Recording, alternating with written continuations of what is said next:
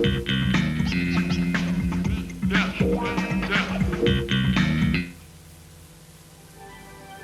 õhtust, head vaatajad! Uudiste toimetus teeb kokkuvõtte tänasest päevast.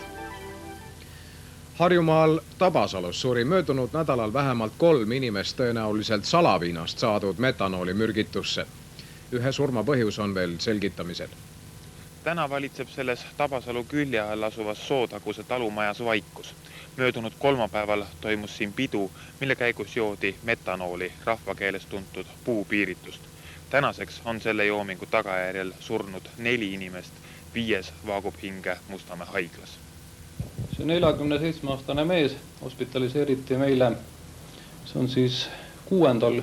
kuupäeval öösel kell 3:45 ja sellel hospitaliseerimise hetkel oli tema veel kõnevõimeline ja suhtlemisvõimeline.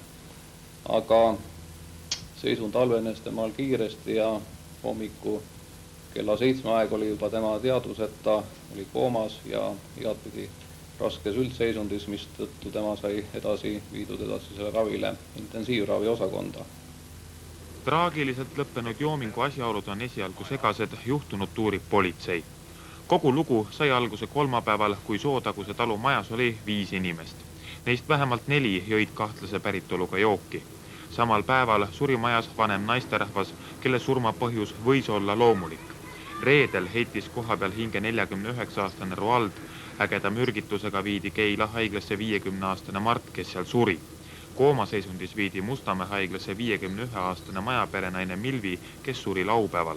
Samuti Mustamäele viidud Aivar on veel elus, kuid arstide sõnul ei ole tema elu päästmine tõenäoline. Meedikute kinnitusel on tegu metanooli mürgitusega. Külaelanike sõnul ostsid hukkunud alkoholi kohalikust salaviina müügipunktist. Politsei algatas juhtunu uurimiseks kriminaalasja. Meie tahame välja selgitada selle, kust kohast see surrogaat on pärit, et siis teada saada, kust need inimesed selle vedeliku kätte said, mida nad jõid. Kas praeguseks on ekspertiis tehtud, et on teada, mida nad jõid ja millesse see pakendatud oli, kas selle on politsei kätte saanud? Tegemist oli kanistriga, kus oli siis see vedelik sees, aga kindlalt veel väita, mis vedelik see on, me ei oska, arvame, et see on puupiiritus, aga me ei tea seda kindlalt. Metanooli ehk puupiirituse mürgitus on üks raskemaid. Surma võib põhjustada juba 100 grammi tarbimine.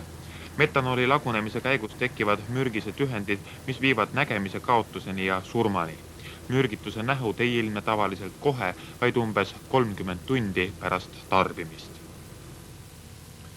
Järgmised valimised võivad toimuda juba interneti kaudu. Samas ei ole poliitikutel tänaseni ettekujutust, kuidas e-valimised võiksid välja näha.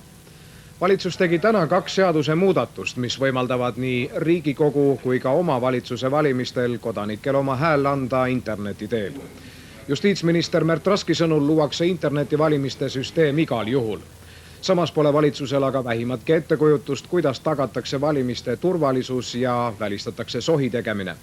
IT-turvalisuse spetsialisti Tõnu Samueli sõnul on arvuti asjatundjal imelihtne hääletada mitme inimese eest või võltsida tulemusi, sest isikut kaitseb hääletamisel kergelt lahtimuugitav salakood. Samuti pole võimalik arvuti teel korraldada salajast hääletamist.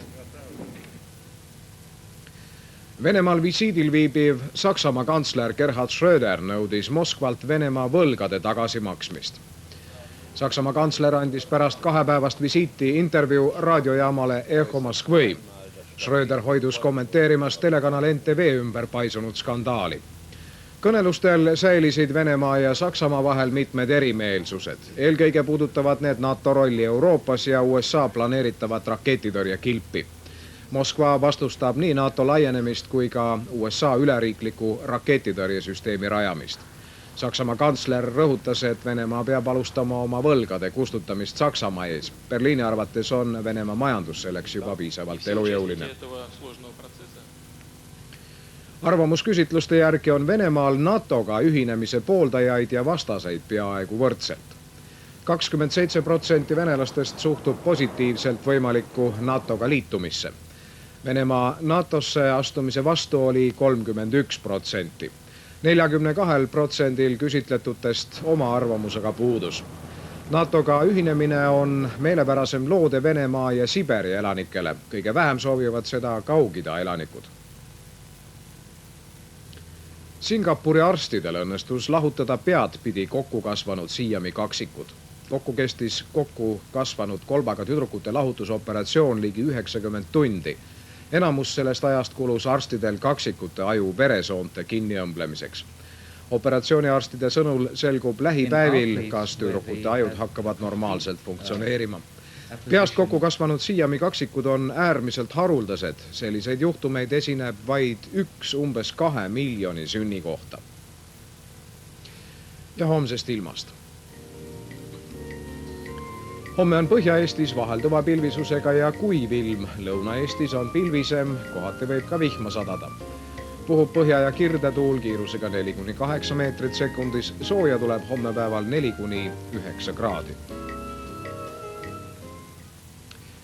Uudistetoimetus täna õhtul lõpetab. Meie järgmine uudisteblokk on homme hommikuprogrammis juba kell 6:30. Kohtumiseni.